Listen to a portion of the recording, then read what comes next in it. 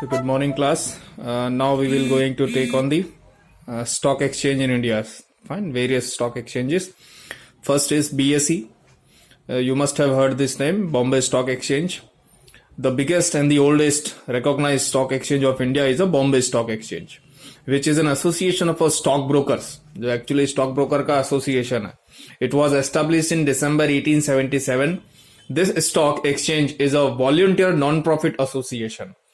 It has the approval of the government. In the organization of this stock exchange, brokers, representative of brokers, authorized clerks and jobbers are working under the following committee.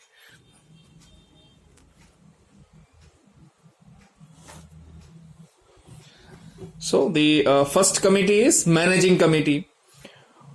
Ordinary operation of the stock exchange are carried out by the managing committee.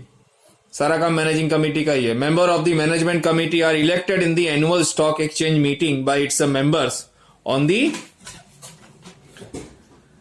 basis of majority. There are 16 members in the management committee. The president and vice president etc. of the committee are elected by the committee members. Their duration on the committee is mostly for 1 year. Every year members are elected by fresh elections, but the old members can be re-elected. जो पुराने members हैं वो भी elect हो सकते हैं. The sphere of operations and administrative rules and regulations of the managing committee are decided in the annual general meeting. अब ये मैनेजिंग कमेटी का रूल्स रेगुलेशन सब कुछ जो है वो एनुअल जनरल मीटिंग एजीएम जो होती है स्टॉक एक्सचेंज की उसमें डिसाइड होता है. But of course the committee of Bombay stock exchange has in critical circumstances has extra ordinary powers. लेकिन फिर भी बीएसई के पास एक्स्ट्रा ऑर्डिनरी पावर है. क्या है? पहला, it can stop buying and selling of securities for 24 hours. 24 घंटे के लिए वो बाइंग सेलिंग रोक सकती है. Can without prior permission of the government close the stock exchange for 24 hours. बिना गवर्नमेंट के परमिशन के 24 घंटे के लिए वो बंद कर सकती है stock exchange. Can prevent short selling of any securities. ठीक है, selling a security without its ownership for 24 hours. ये शॉर्ट सेलिंग को भी रोक सकती है. शॉर्ट सेलिंग यानी कि सिक्योरिटी की सेलिंग वन बाइंग करना, उसको ओनर मतलब आप उसने एक्चुअली किसी ने बाय नहीं की है, बाय करके जब तक वो ट्रांसफर हो रहा है उससे पहले ही उसको सेल कर देना. फाइन. तो ये क्या होता है? बिना मालिकी के आपने उसको सेल कर दिया, शॉर्ट सेलिंग होती है. B, central committee. There are many sub committees stock exchange has for smooth working of its administration. For example, arbitration committee, crime detention committee, registration committee. The committee which coordinate the task of these committees is a central committee. तो ये बाकी की सारी कमिटियों को जो coordinate करता है वो सेंट्रल कमिटी होती है. The member of this central committee are also appointed by election in annual general meeting of the stock exchange. The central committee receive reports from all other subcommittees. फिर arbitration committee आती है जो आपने discuss किया था. arbitration यानी कि कुछ वाद विवाद हुआ हो तो उनको कैसे सॉल्व किया जाए उसके लिए committee. The member of this committee are elected in annual general meeting of stock exchange by a majority of votes. Sometime when disputes arise between stock exchange members and buying and selling. Buying and selling जो है कभी stock exchange के बीच वो dispute हो जाता है. In this circumstances the arbitration committee hears both the parties and settle the issue after obtaining necessary data and evidence. D, crime detection committee यानी कि फॉल्ट फाइंडिंग कमिटी है. ये क्राइम डिटेक्शन कमिटी है. Administration of stock exchange operate on the basis of rules and regulations framed by the exchange. The stock exchange has framed many byelaws regarding sale and purchase, carry forward brokerage, transfer, private transactions, working hours. Fine. This committee perform the function of reprimanding and punishing. तो ये सारे of stock exchange के कामकाज के अंदर अगर किसी ने कुछ मिस्टेक या क्राइम या कुछ गलत किया है तो उसको डिटेक्ट करना, उसको रिप्रिमेंड करना, पनिश करना, ये सारा काम जो है क्राइम डिटेक्शन कमिटी का होता है. फाइन.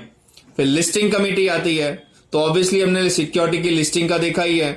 तो इसके अंदर जो भी शेयर्स ने आईपीओ बार करा और बीएसई में उसका नाम लिस्ट करना है तो ये लिस्टिंग कमेटी उस शेयर्स को लिस्टिंग करती है स्टॉक एक्सचेंज में. Then we have a defaulter committee. Managing committee of Bombay stock exchange frame defaulter committee. This committee has 6 members. When any member is not able to settle the transactions and not making the payment, then this committee declare that member as a defaulter and can investigate his books of account. This committee can warn the defaulter to pay the amount within 6 months. If defaulter fails to pay the amount, then his membership card is forfeited. By selling this card, amount is given to the creditors. फिर operation committee. The main function of this committee is to watch and keep control on daily routine activities of stock exchange. Stock exchange की daily activities को observe करना, check करना. फिर next stock exchange है NSE, National Stock Exchange. Fine. In context of economic reforms in 1992, जो 1992 में economic reforms हुए थे, उसके context में, to overcome the deficiency of traditional stock exchange, the National Stock Exchange was incorporated. The establishment of National Stock Exchange is the step to overcome the deficiency and make the Indian financial system as a international financial market. मतलब Indian financial system capital market को international level का बनाने के लिए ये NSE establish हुआ था. It was incorporated in November 1992 under the companies act 1956 with the paid up capital of 25 crore. अब ये प्रमोट किसने किया था इसको? ICICI bank, industrial credit and investment corporation of India. This is the full form of ICICI bank. Industrial development bank of India, this is IDBI bank. Life Insurance Corporation of India, this is LIC. General Insurance Corporation of India and its subsidiaries GIC. SBI Capital Market Limited. इन लोगों ने promote, these are the promoters. NSE is the largest stock exchange in the world after NASDAQ and NYSE. That is New York Stock Exchange. During the past recent years, the volume on NSE has increased. NSE के क्या objective है? To cover maximum regions. Fine. Maximum region को cover करना, to establish national wide trading facility for trading, पूरे national wide trading facility provide करना, to facilitate transparent and efficient trading system को efficient और transparent करना, to facilitate equal access to investors, सारे investors को equal access हो, to provide Indian investors such trading services are equal to international trading services, to reduce the settlement time by enabling short settlement cycle, to curb insider trading को रोकना, to meet international security market standard, to provide employment opportunity to market professionals को employment opportunity provide करना, protect the interest of members and investors, to prevent continuous failures of brokers का failure रोकना, to enhance scope of secondary market को बढ़ावा देना. These are the segments of operations. Capital market यानी कि buying and selling of shares, securities, wholesale debt market, जो भी government public sector companies का जो सिक्योरिटी होता है, ठीक है, public sector bond, government securities, commercial papers, डेप्ट इंस्ट्रूमेंट्स यानी कि मनी मार्केट इंस्ट्रूमेंट्स को होलसेल में बाइंग सेलिंग करना, ये एनएसई में होता है. डेरिवेटिव मार्केट भी होता है जिसमें currency features, interest rate features and feature and options यानी कि वायदा बाजार अपने बोलते हैं. इसमें फ्यूचर के लिए आप कुछ अभी से बुक कर लेते हो आज की प्राइस में और बाद में उसको प्राइस बढ़ने पे बेच देते हो, तो एक्चुअल मटेरियल का हैंडलिंग इसमें नहीं होता, सिर्फ प्राइस का एडवांटेज होता है. This is derivative market. Members, NSE has admitted clearing member distinct from trading members in line with the two-tier membership structure fixed by SEBI. This structure enable wide participation in the derivative segment. ठीक है. अब OTC, that is over the counter trading exchange. ठीक है. OTC तो traditional Indian stock market suffers from various limitation, जैसा कि lack of liquidity, lack of transparency, fine, time gap in settlement of transactions, anomalous transactions यानी कि अनजाने कोई व्यक्ति ट्रांजैक्शन करते हैं, lack of proper organise system for trading. तो इसके लिए क्या हुआ, ये ओटीसी मार्केट आया. फाइन.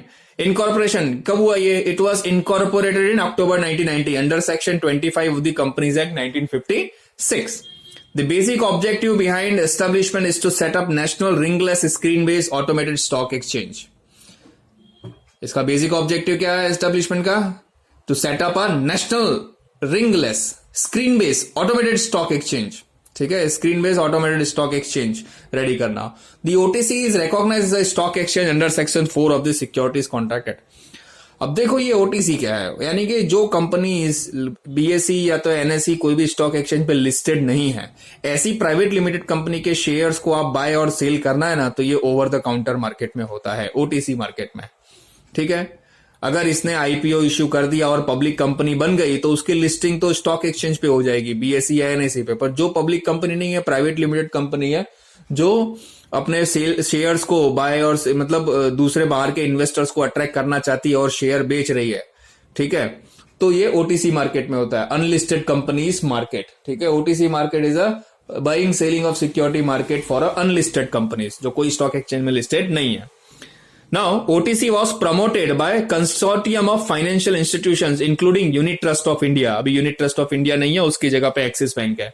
सेकेंड, आईसीआईसीआई बैंक जो पहले देख लिया, IDBI, IFCI life insurance, general insurance, SBI capital market और कैन बैंक फाइनेंशियल सर्विसेज। ठीक है, it was established with the objective to provide investor convenient, efficient and transparent platform for dealing in securities.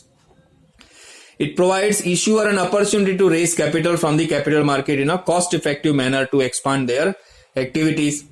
Trading in securities takes place through OTCI network of members and dealers spanning the length and breadth of India.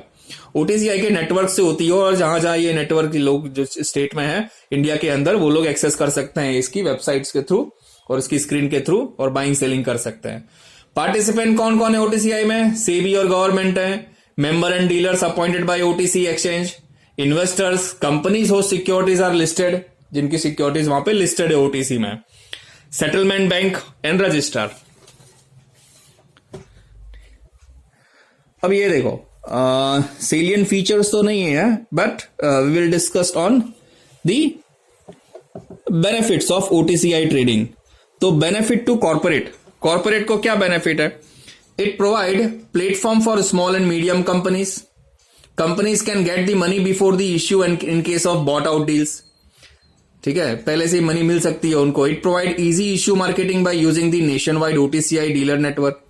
It provide nationwide trading facility by listing at just one exchange. तो एक ही जगह आप अपनी company को OTC में list करा करके पूरे नेशन के, पूरे इंडिया के कहीं भी इन्वेस्टर्स हो, आप उसको अट्रैक्ट कर सकते हो. It is most cost effective to come with an issue of OTCI. Benefit to investors. Investors को क्या benefit है? The trading on OTCI is easy accessible by any investors. The transparency in the deal provide confidence to investors. The OTCI is an investor friendly exchange with single window clearance for all investor requests. The transactions on OTCI are fast. The OTCI ensures security liquidity by offering two-way quotes. दोनों तरफ से quotation होती है. ठीक है, thank you.